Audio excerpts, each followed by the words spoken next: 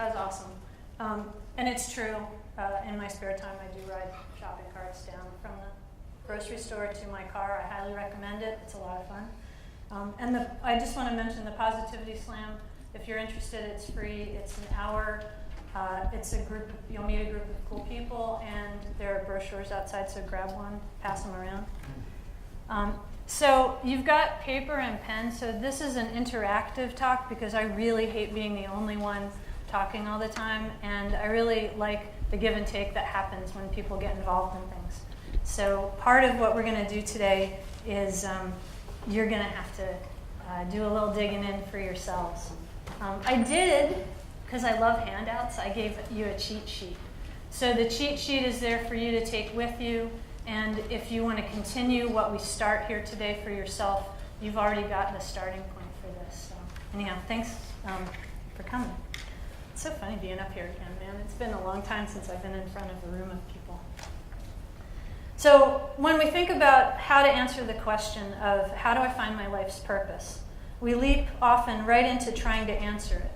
And we don't take time to define what life's purpose actually means.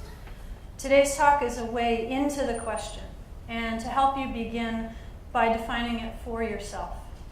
I also want you to have some practical tools at the end of this talk because my whole purpose in what I do in coaching and what I do in teaching is that people walk away with something useful every single time that we meet or we talk or we gather. So often when people talk about finding life's purpose, they start by talking about what do you do for a living? And they make the assumption that one's life's purpose is what you do in the world, not how you are in the world. So it's not that we don't need to concern ourselves with what we do or what we choose to do to make a living, but it's more that it should be a secondary piece to how we want to be in the world. Like, what's my life's purpose? How do I do me? So how do we start to find that which is truly ours? How can we begin to know what will sustain us, make us happy, and allow us to feel as though we've found the path that is uniquely our own?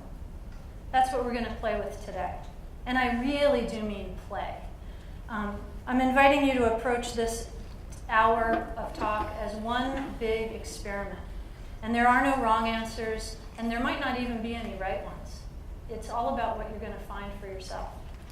So play with it, see what happens, and maybe notice if something shifts or if it doesn't. And then be curious. Some of you have already worked with me for this group of NELA. The people who are on this committee are amazing and wonderful and have been terrific to work with. And so they've already learned that I'm really practical, and I like very practical things. So my hope is that you'll leave this talk having made some headway, gotten a few answers, and learned a few tools that you can continue to apply so you can really discover what your life's purpose is just for now. I hate to break it to the 20-somethings in the room, but one thing you should know right off the bat is that your life's purpose is probably going to change. And it's going to change based on what you learn about yourself, what you learn about the world, and how you shift your priorities. And that's okay. The essence stays the same. So if you discover one thing about what's really important to you now, today, next week, next year, next 2 years, that's probably going to, if it's the key, if it's an essential part of you, that part will stay the same. You just got to take it out occasionally and look at it. Because most people find that one thing, and then what they do is they go, oh yeah, I know this thing about myself. And they put it in this little box over here, and then they forget about it. And they never look at it again. And then about 10 or 20 years later, they go, wow, I have no idea what I really like doing. And all of a sudden, that little box starts jumping. Right? So the more often you look at what you shoved in that box and you say, yeah, that's the part that I have to remember. And you take it out and you look at it and you refine it and you work with it and you shave off little parts of it. As you grow, right, you're refining it down to the essentials. So getting at the essentials is really what we're trying to do to start doing here today. And I've totally gone off script, so I have no idea where I am in this whole talk at this point, which is perfect. So that's okay. And I'll find my place in this eventually. Oh yeah, so again, be curious about what it is, and don't assume you already have the answer, because there are actually a lot of answers. So how do we do this? We start by being really curious about who we are and what drives us. That might sound easy, but being honestly curious pits us right up against all sorts of stories we've told ourselves. So it might slam us also smack into a story that somebody else told us about how we need to be in the world to be successful or happy. It might slam us into a story that someone told us about, oh, you have to really love yourself in order to be successful. I'm going to tell you right now, that's BS. Don't need that, right? So it's about letting go of those stories, looking at them for what they are, and seeing, oh yeah, that's a story I tell myself. It's not actually true. And if it's a story, it means you can change it. Right? So let's get started. So you guys all have paper and pens, right, that you got? So if you would open your desks, so you have something to write on. And as you open them, you're going to notice there's a card. I know somebody's like, yeah, pull the card out, take the card. So on one side of the card, there's a quote. And that quote is your lucky quote for the day. And you can keep that. So when you get stuck, or if you're working on this cheat sheet later, and you're like, I have no idea, that quote is the kind of jumping off point. So how can that quote kind of help you? So stick it in your pocket or put it somewhere where you can look at it later. So the first question is, or part one on the cheat sheet is, identify the story of who you tell yourself you are. So here's the thing. I'm going to time you for 2 minutes. I have an old school watch on. Hope I can read it from here. Okay. So I want you to finish this sentence as quick as you possibly can with as many different answers as you possibly can. So don't worry about writing the whole sentence out. So the sentence fragment starts, I am a. So how do you complete that sentence? I am a. Yeah, don't put the cheat sheet away for right now if you got it. That's to take home. Okay? So I am a. How do you complete that? You got 2 minutes to write as many possible answers to that as you can. Just make a really quick list. It can be messy. Nobody else is going to see it. I am a. All the different ways you can answer that question.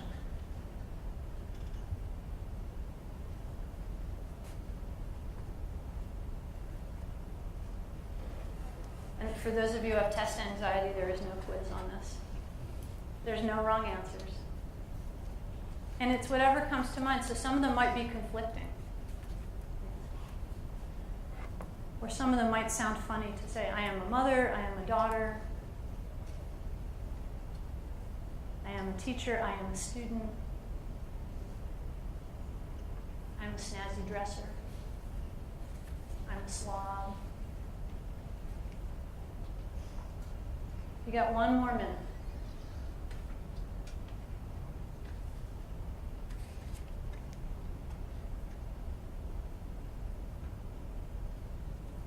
This is where we need the music to swell up in between.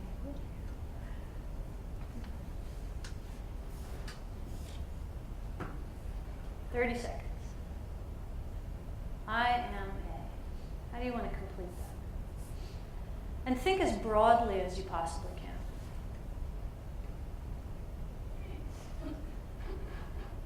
Whatever that was, Jackie, just add it in there, because that was good. It's got you laughing, it's got to be good.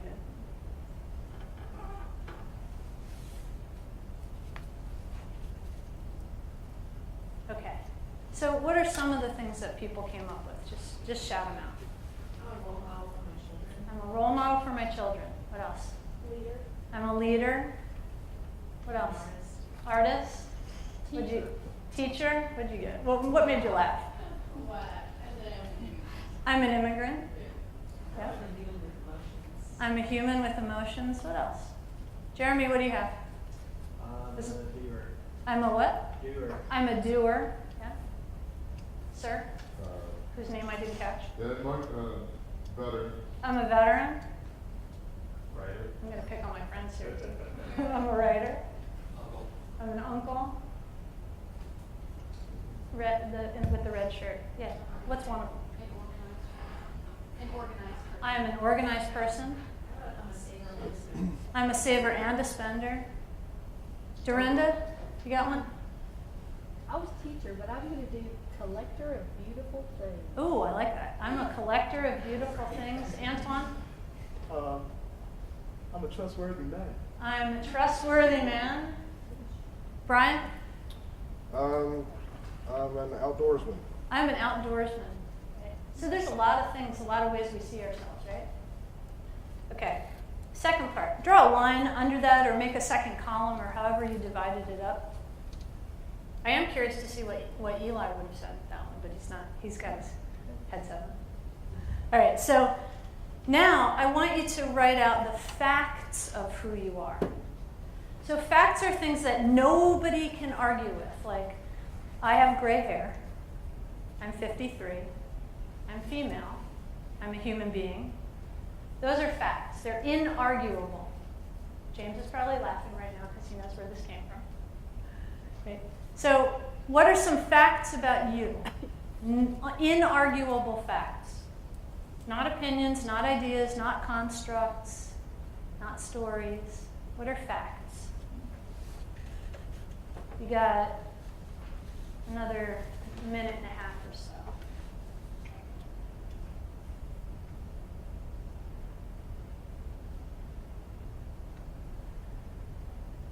Jackie could say, I wear hats. That's right. Because I think every time I've seen her, she's got this awesome hat on. And that's pretty inarguable. I can see the hat.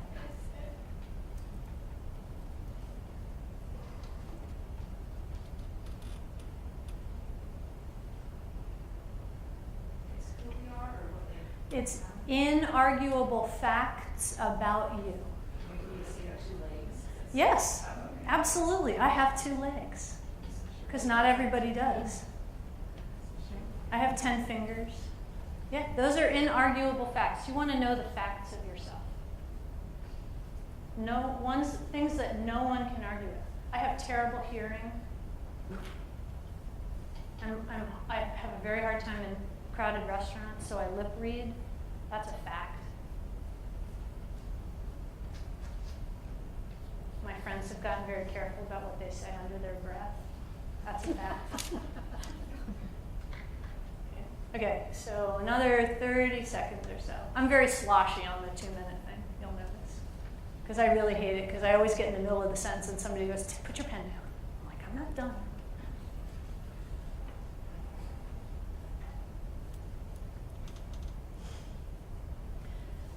Okay, so what are some of the facts people have? Shane? Two children? Yep, Shane? I'm dappled. I'm dappled, I like that. I'm African American. Somebody else who hasn't yelled something out yet. Pablo, what's a fact about you? You knew I was going to pick you for one. I'm not blonde. I'm a blonde, yeah. What's a fact? That's arguable. What's an inarguable one? I attend AB Tech, we could say that. That's a pretty inarguable fact, especially if you're paying a tuition bill. What's another fact? I have a car, yes. That's a provable thing, right? You could ask anybody and they would say, let me see your registration, and you could prove that you have a car. Yep.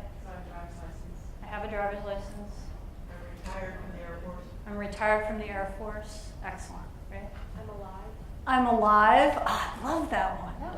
That's a good one, right? I'm a human being. Okay. So now take a look at the first list you wrote. None of those are facts. None of them. Almost none of them. They're ideas, they're stories, they're constructs, but they're all arguable. Not one of them is a hard fact about who you are. I'm a mother. Maybe. I have a kid. That might be a fact. But I am 5'4". That makes sense? Well, I'm a mom, It is and it isn't. If you say, I have a daughter or I have a son, that's a fact. I have a parent. That's a fact. But the idea, when you introduce that idea of the role of mom, mom has all these other connotations that we bring to it, right? And it's not necessarily provable. I can't necessarily prove that my female parent is a mom. Because if I ask all of you to define what a mom is, you're going to come up with, how many people we have in the room? That many different ideas about what a mom is. And my female parent might not fit any of those. So does that make her not a female parent? No, but it might make her not a mom. Does that make sense?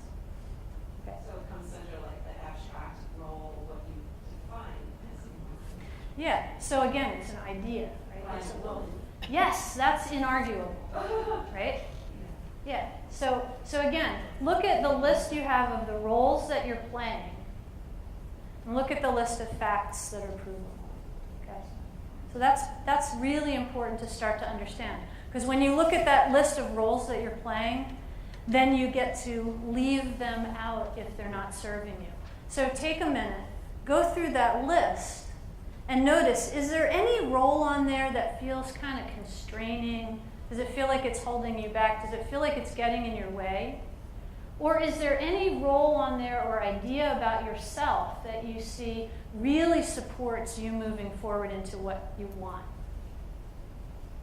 So just take a minute and either put, I'm a big fan of circles if it's holding you back, or a minus if it's moving you forward, just a line if it's moving you forward. But make some quick notes. You know, the first part. Yeah, on the first part. So when I asked you to complete the sentence of I am a, are any of those kind of getting in your way? Because they have a lot of baggage with them. Like for a long time, I renovated old cars for a living. And I can't tell you how many mechanics places I walked into, and they totally ignored me until I figured out that they ignored me because I was a girl. And they had no idea that I knew anything about engines. And then I figured that out, and I went, oh yeah, okay, so now I have to step up in a different way. And I would walk in, and I'd walk up to the counter, and I'd go, okay, so I need this, this, and this. And I'd already have my credit card out or my cash out. And then they got to know me. And then they're like, well, that's that cool mechanic chick, right? Because their idea about me changed. But also my idea about me changed. Does that make sense? So what are some of the roles in that first section that you wrote that you now are thinking about it, are like, I think that might be getting in my way? So we just kind of start the ones that are positive. Sure. However you want to do it. You can circle the ones that are positive. You can put a line next to the ones, whatever. But what are some of the ones that you see might be getting in your way now? Now that you're looking at them.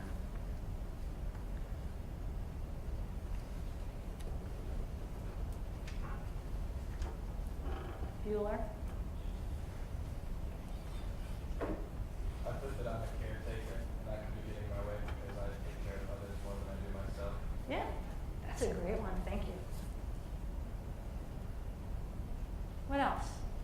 You want us to say the ones that are helping us? No, we're going to start with the ones that are getting in your way and get them out of the way. Ones that are. I like ditching the ones that don't work. I am an instructor and takes a lot of time sometimes. Yeah, My purpose. yeah, But I don't define yet what is my purpose. that's okay. We're just working on the roles right now. Okay? Yeah. So being an instructor can get in your way too, because you spend a lot of energy on your students, on your classes, and a lot of that gets pulled out of what you might want to create, for sure. Yeah.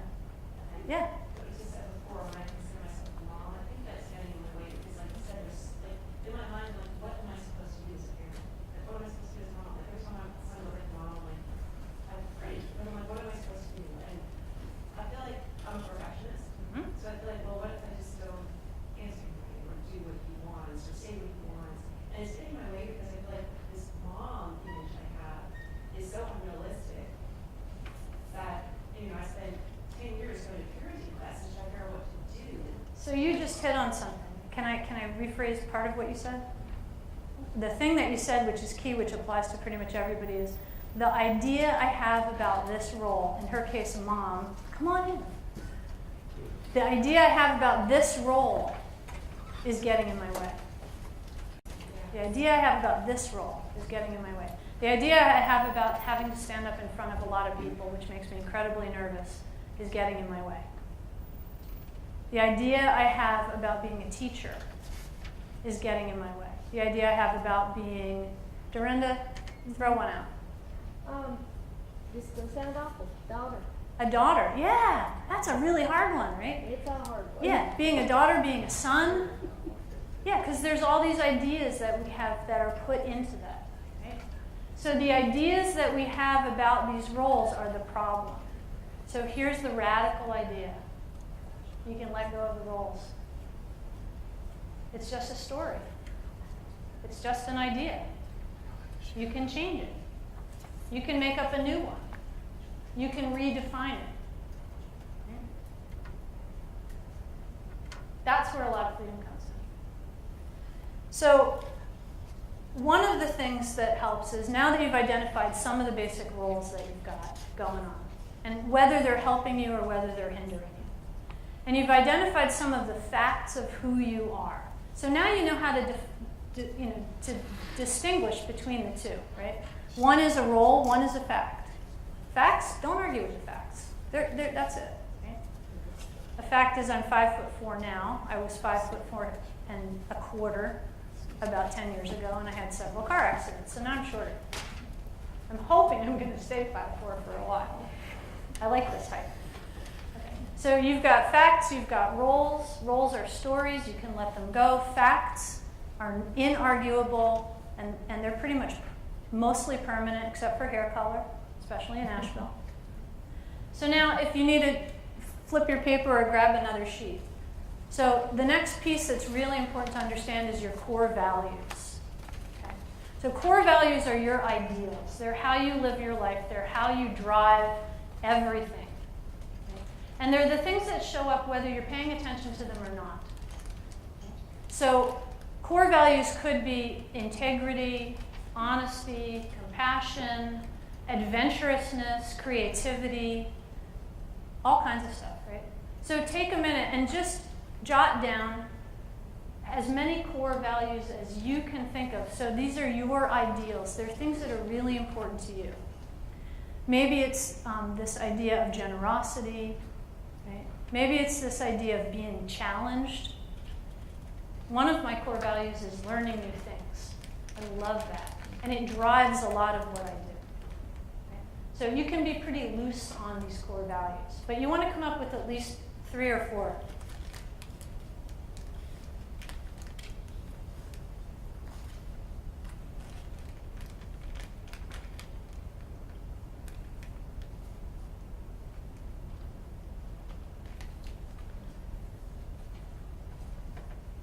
And again, they're loose, right? But these are the things that if I said you had to give up every other definition of who you are as a person, these are the 3 that would stay, or the 4 that would stay.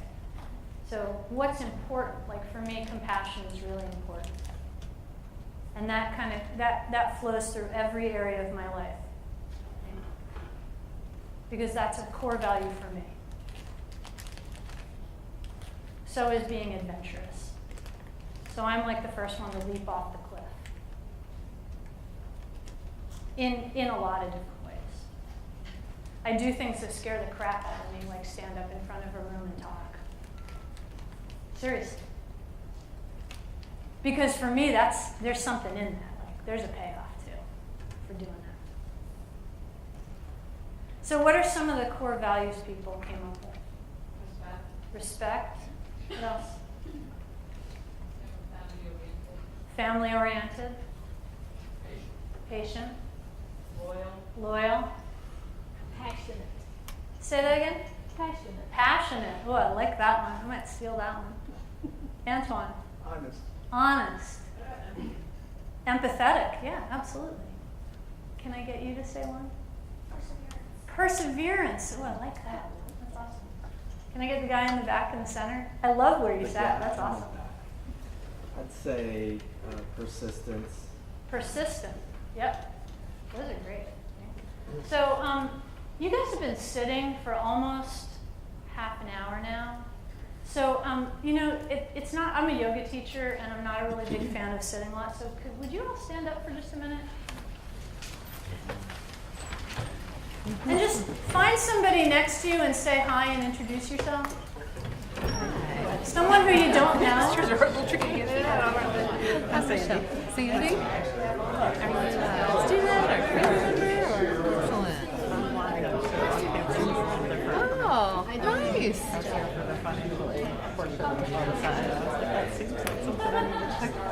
good for you. Yeah. Excellent. Especially when you don't get on campus a whole lot. So have a seat wherever you are. Thank you. Isn't that felt good, right? Just stand up. And if you didn't stand up, just stand up for a second. So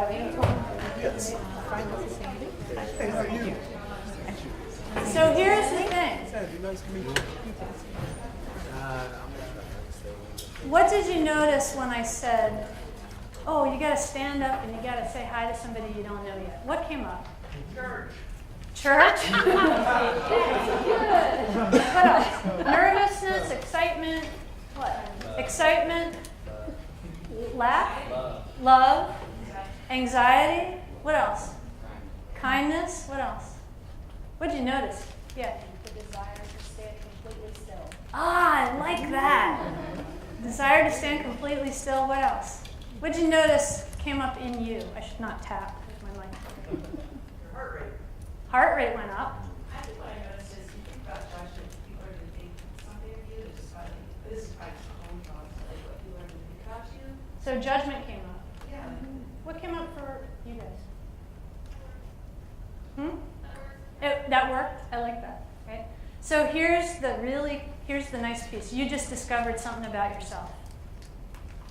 How you do one thing is how you do everything. So whatever you just brought to that interaction, you're bringing to everything in your life. If you step on a yoga mat, you're bringing that anxiety or that judgment or that sense of church or that sense of love or that sense of patience. If you're walking into a room to meet people, you're bringing those things. If you're tackling a challenge, you're bringing that. Even before you step up to meet the challenge, that's what you're bringing to the playing field. So now you know that about yourself. How does that now become useful for you? That's a semi-rhetorical question for right now. Okay? So how you do one thing and knowing how you do one thing is really, really useful because it also will tell you something about how the filter that you're seeing everything through. Okay? So now you have a lot of information. Now you know all the ideas of the roles you're playing. You have an idea of some of the facts and how to discern facts from roles. You know what you're bringing to the playing field before you ever step on it. So you also can see how you're shifting the way that you are in the world because of an idea that you have about yourself. You don't need to know what the idea is. All you got to do is know what the emotion is or know what that feeling is, right? Could be excitement, could be anxiety. Okay, so here's the money question. Now you get to define your heart's desire. What do you want to achieve on a grand scale? And what I mean by this is when you get really, really quiet and you look into your own heart, what's the one thing that you really seriously want to achieve by the time you die? I know, small question, isn't it? So try this. If you're having trouble thinking about it, because that is a big question to throw out, try this one. Think about a time when you felt most alive. What were you doing? Who were you alive? What were you doing? Who were you with? How did it feel? Make a couple notes so that when you leave here, right? Because again, the purpose of this whole talk is to help you discover your life's purpose. So we're digging away at this piece by piece. So make some notes about when you were most alive. What were you doing? Who were you with? What did it feel like? And take a couple minutes. Because that is something that's going to help you figure out, oh yeah, you know, when I was hiking and I slipped and then I landed like on a ledge below me and there were 3 people there who couldn't get to me but helped, like just knowing that they were around watching that somehow made me feel better. That was one time when I felt really alive. The fact that I had landed on a ledge and I had caught myself. That to me was really important. That felt really good. Also the fact that I didn't die was pretty nice. But what were you doing? And again, notice what comes up when you are thinking about that moment of feeling really alive. Was it scary? Was it exhilarating? Did you feel safe? Did you feel challenged? Because that's the thing that's going to lead you right into what your heart's desire is.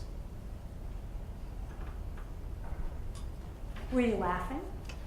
Right? Maybe. Jackie was probably laughing. But it's the thing that grabs you. It's the thing that you really connect with, right? Your heart, your gut. So that moment of feeling really alive, most alive, however you want to define that. What did that feel like? What was the emotion that came up? Because that's something that's important to you. That's something you connect with. And it's going to be different for everybody. For me, it's a challenge. You tell me there's a fire, I'm going to walk to it. That's a big part of, like, I love a challenge. I love the students who would come in and they sit like this. They do this. I'm glad she locked these earlier. They come in and they sit like this. Because those are the ones I walk in and go, oh yeah, you guys are already into it. Yeah, you're the one I want to talk to. You're going to be the challenge. So for me, that's the thing. So what is it for you? So take a couple minutes. What is feel most alive or something? It's when, so if you look at what is the event or what is a time in your life when you felt most alive, what were you doing? Who were you with? How did it feel? Yes? Could be my age, but I had multiple experiences, and they all varied. Mm-hmm. And they varied based on perhaps time in my life. But for me, it's a combination of I felt most alive when I felt most free, and that was in my 20s. Yeah.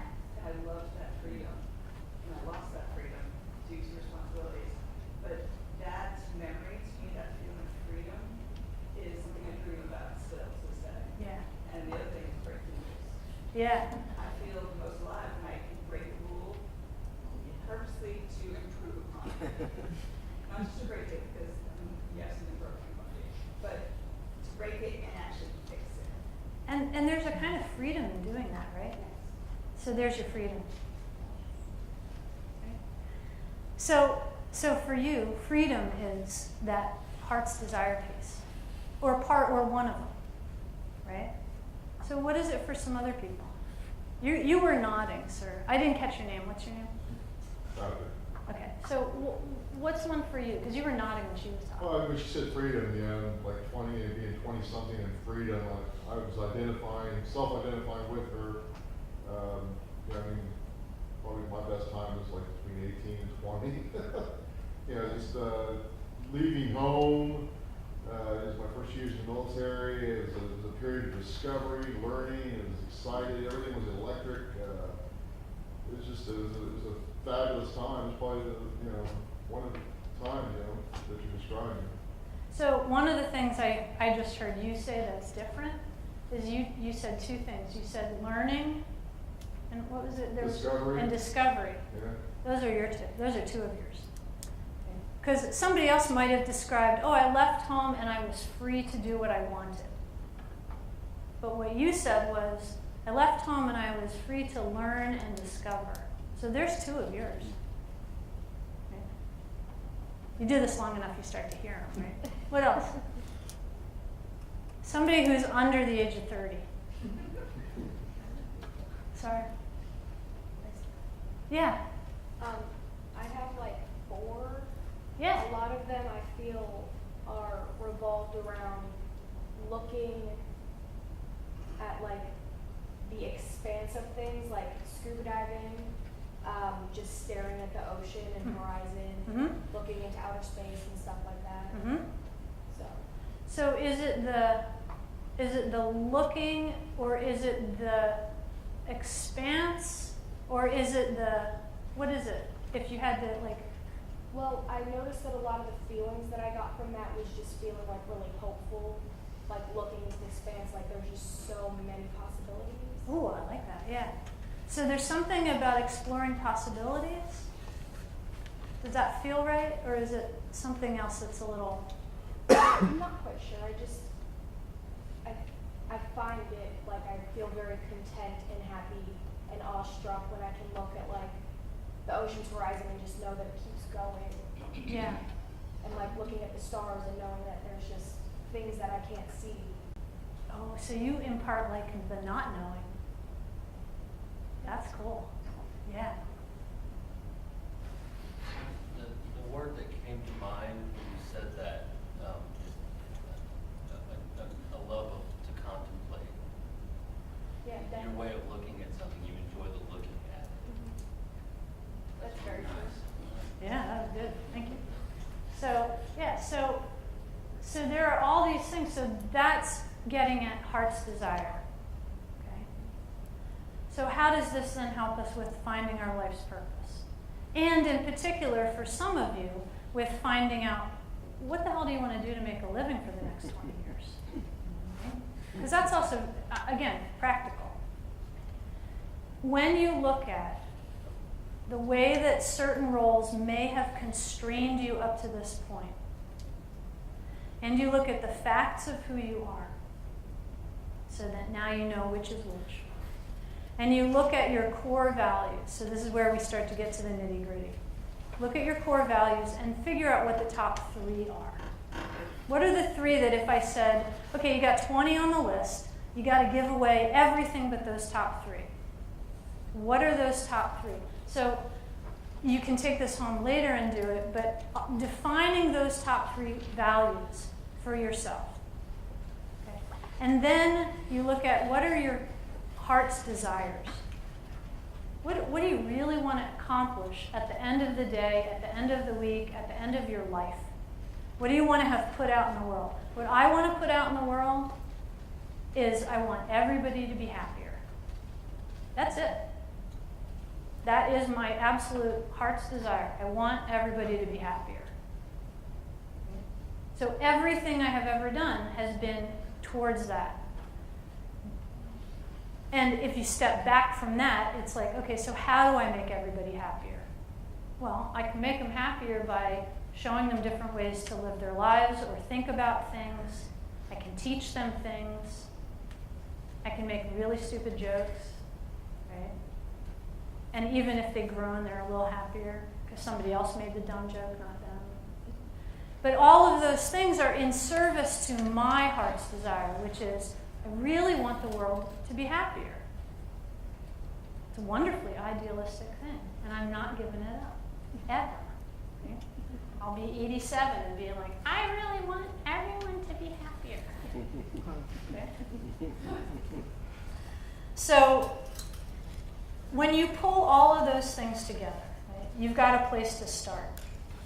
And again, this is why I gave you a cheat sheet, because there's a little bit more, and then you guys need to do this stuff on your own. You need to finish the work, because we can't do the work in an hour. Okay? So you have this place to start. You've increased your awareness about what you bring to the table, what the habit is, how do you show up in the world, right? So if I show up in the world, and some of you who got here early saw how I show up. I show up making jokes, because I'm a little nervous. And I show up meeting people because I love meeting people. Even though it makes me really nervous, I love talking to people. I love hearing, like, who are you? What do you do? Where are you from? How long have you been in Asheville? So that's how I show up. The students that I used to, when I taught photo, I didn't teach in a photo department, I taught in a liberal arts school. So when I taught, and I had like geology students and psych students, and the ones who came in because they had to take an elective, and they're like, yeah. I had one kid tell me he took photo because he figured it would be easy, the camera does all the work. About halfway through the semester, I said, how's that going? Glad I do that, right? So those students who show up like this, I love them. Because they're the ones I have to work for. But they're also the ones that if I'm willing to do the work, they're going to see the biggest change. They're going to be happier at the end. Okay? Again, what's my goal? Okay? So how you're showing up, what's the habit? So when I asked you to stand up and greet somebody and meet them, what showed up? What came up for you? That's what you're putting out first. So if it's not working for you, if it's not supporting you, you can change it. It's being aware of it. All you have to do is be aware of it, and that starts to change it. Okay. So on the cheat sheet, if you pull that out or if you have it handy, you will see. You add in the following things.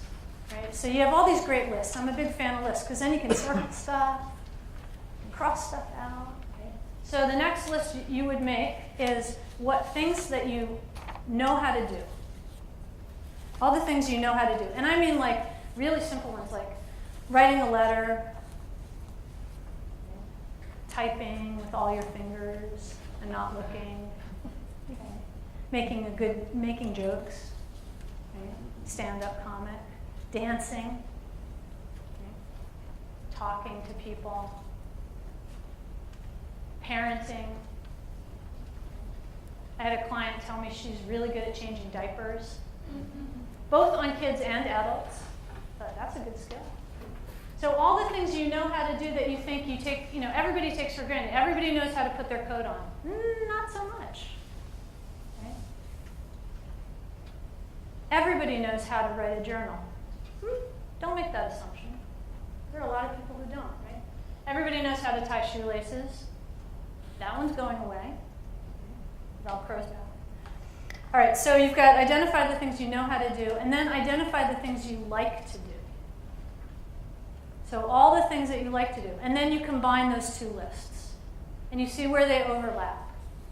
And the places where they overlap, you make another list. Because again, I like lists. It's like a Venn. You can do it Venn diagrams too if you're a Venn diagram person. Right? Big circles. Where do they overlap? Right? And then you add in your core values. So where I know how to do this, I like doing it, and it aligns with my top 3 core values. That's where you start looking. And then you add in my heart's desire. Okay? So now I've got what I know how to do, what I like to do, my 3 core values, and my heart's desire. That's going to narrow down, and all of a sudden, the ideas about what I want to do or what my life's purpose is become really self-evident. And here's the part I like, because I hate having so many choices that I can't make a decision. Like, don't ever put me in front of the toothpaste aisle in the supermarket. There's too many. I'm like, just give me mint. Just mint. That's all I want. Right? As you narrow this down, what also happens is you narrow down all the things that aren't relevant to any of that conglomeration of information. And it broadens out what you are capable of looking at. So all of a sudden, the ideas you have about what you might want to do next open up. So you said, can I use you as an example? So you said you retired from the Air Force. Okay. So what was the thing that you were doing in the Air Force? I was military good. Oh, cool. Very interesting. So if I ask you, okay, so what do you know you're good at? Give me one thing. We're just going to play for a minute. Very good at school. Very good at school. At learning or teaching? Learning. Okay, very good at learning. You were a military judge, so clearly there's also this clarity about judgment and listening to both sides of an argument. Okay, what do you like to do? Well, I've discovered during these exercises, when you ask what we felt alive, Yeah, protecting people and keeping people safe. which kind of goes along with being a judge in some ways. At least ideally, yeah. So protecting people, keeping people safe, and you like learning. So now, one or two of your core values. Integrity and empathy. Excellent. Boy, those are really all in keeping. Yeah. And then heart's desire? One of them. Still working on that one. Oh, okay. Well, Yeah, just one of them. And it doesn't have, it's nothing, none of this is carved in stone. somehow kind of leaving the world better than I found it. Yeah. Right? So empathy, integrity, leaving the world better than I found it, protecting people, learning, and a certain discernment for and a willingness to hear both sides of an argument fairly. Right? So open-minded. Okay. So if you look at all of those, and you guys just heard all of those, what are some of the other areas? If she said, hey, I really want to change my career right this minute, what are some of the other areas where all of those would apply that you guys can think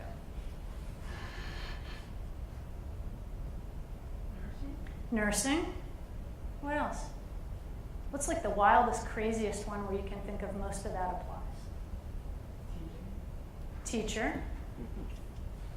What else? Therapist.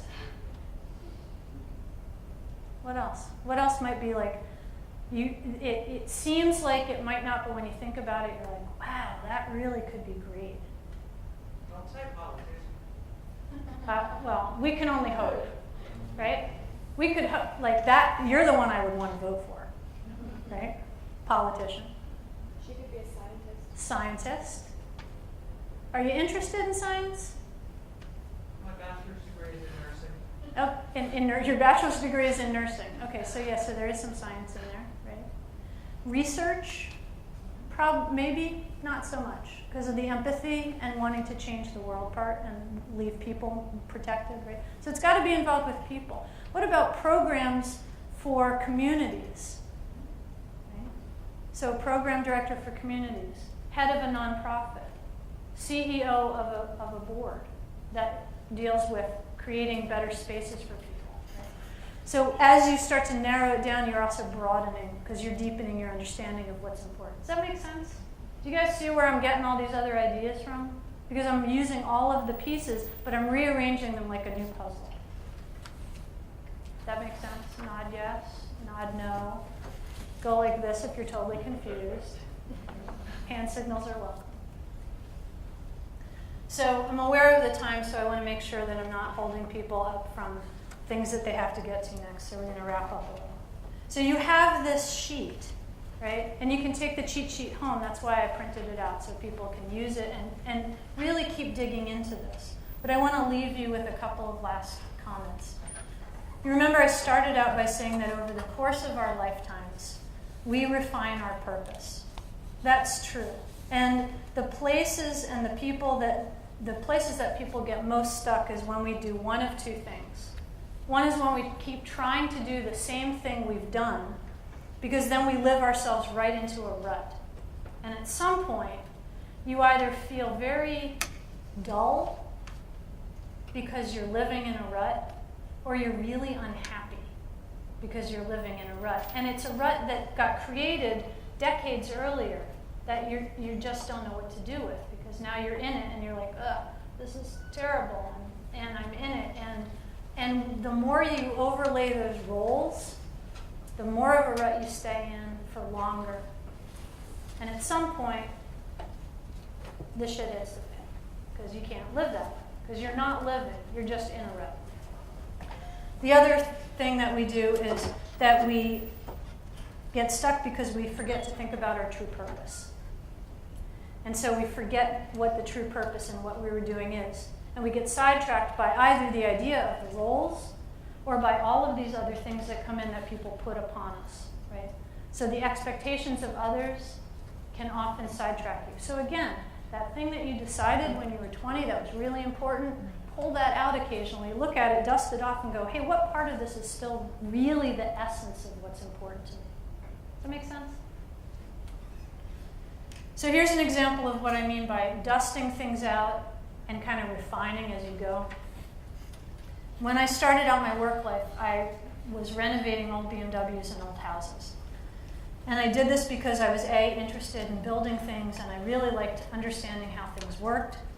I had B, grown up learning to repair stuff, because that was my father's thing. He was like, this year we're gonna re-roof the house. Oh, and by the way, we have to build the scaffolding in order to do that. And then we have to fix the hammer that the head fell off of in order to do that. So, and C, I really sucked at waitressing, which was pretty much the only other job around where I lived.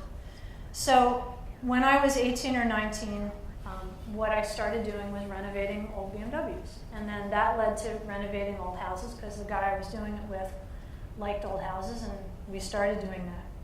When I went to college, a couple of years after high school, I majored in photography because I liked taking pictures, and I liked all the cool, crazy chemistry. So again, how stuff works. Right? And what I see now is that, again, it was all about understanding some different way of seeing the world. I could see the process happening in front of me. I could influence it. When I started teaching photography, I was sharing my passion for art and making things with others. And I was also sharing my interest in working in a field where there was always something new to learn. Whether it was a new technique, a new paper, a new chemistry, a new way of making an image, or the best part was when students would come to me and they'd say, I totally screwed up this print. What the hell did I do? And I look at it and go, I have no idea. Let's figure it out. And then we'd try and find out, like, how did you screw it up? Because it looks kind of cool and we want to be able to do it again. Or it's not at all what you wanted. How do we get it, to be what you want? So I thought that I was just teaching about something I was passionate about, which was being artistic, being creative, and seeing things in a different way. But whether it was being able to, what I see now is that it was really about teaching people in the world to see the world a different way. Literally through a camera, because I would tell my students, you gotta get down on the ground sometimes, you gotta stand on things, you gotta look at it like this, hold the camera at your hip, hold it up above, right? And look at the world through all these different ways. That's what I do now, too. So, and again, I've lost my place. See, this is what happens when I walk away from this. So all of these things, basically, really, everything I've done has come out of my heart's desire to get people to be happier. And the way I can help make them happier is to teach people how to see the world in a different way. So what drives all of this is that it means that sometimes I get to change it one person at a time, like with my coaching clients, and sometimes I get to change it with a room full of people. And my hope is that all of you will take something away from today and share it with other people that you know. And start having a discussion about, hey, she made us do this crazy list. What would you put on this list? Invite 8 people over for dinner tomorrow night or Saturday night. And play that game with them and say, when did you guys feel like the most alive? What were you doing? And just compare stories and just see what people come up with. Because whatever they say, you're going to find something to connect with too. Because happily, we're all human. So what I never could have imagined when I started out working at 18 is that I couldn't have imagined working for Leica Camera or Johnson & Johnson or Yale University if somebody had said, oh, you teach photo. What are you going to do when you get tired of doing that? If I had kept thinking about my life's purpose simply as something I do, rather than who I am and how I want to be in the world, I wouldn't really be up here telling you guys that no matter what you're doing right this minute, there's something that drives you, that makes you tick, and that can help you find your own life's purpose. And it's just a matter of looking at it. So again, I invite you all to be really curious, because the minute you invite curiosity in, then there's no particular right answer. There's a lot of possible answers. And the more you can be curious about it, the more you can treat it as an experiment in finding out, what is my life's purpose? Where do all those lists overlap? Where do my Venn diagrams overlap? You have to be willing to look for it. So as a friend of mine recently told me, go big or go home. And I'm inviting all of you to go big and go be unstoppable. So thank you very much.